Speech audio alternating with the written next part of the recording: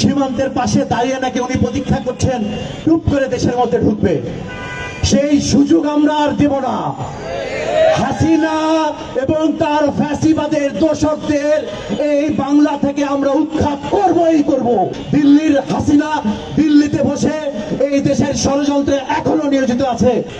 এই দেশ নিয়ে অনেক ষড়যন্ত্র হয়েছে, অনেক ষড়যন্ত্রকে আমরা উৎখাত করেছি, কিন্তু ষড়যন্ত্র এখনো থামেনি। ওই আমাদের সীমান্তের পাশে দাঁড়িয়ে নাকি উনি প্রতীক্ষা করছেন টুপ করে দেশের মধ্যে ঢুকবে। সেই সুযোগ আমরা আর দেব না।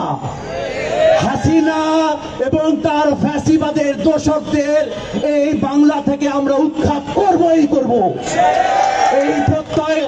এই প্রত্যয় আপনারা ভুলে যাবেন না। এই প্রত্যয় আপনারা বুকে ধারণ করে থাকবেন। ওদের ষড়যন্ত্র এখনো শেষ হয়নি।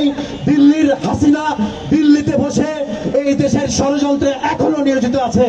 ভাইরা, ওরা যেন কোনোভাবেই আর সংঘবদ্ধ হতে না পারে, ওরা যাতে এই দেশ নিয়ে ছিনিমিনি খেলতে না পারে, সেই জন্য আমাদেরকে সদা সতর্ক থাকতে হবে।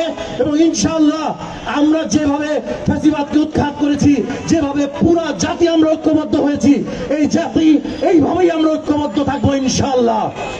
আমার ভাইয়ের রক্ত বৃথা যেতে দেব না, আমার বোনের রক্ত বৃথা যেতে দেব না। ওই দিল্লি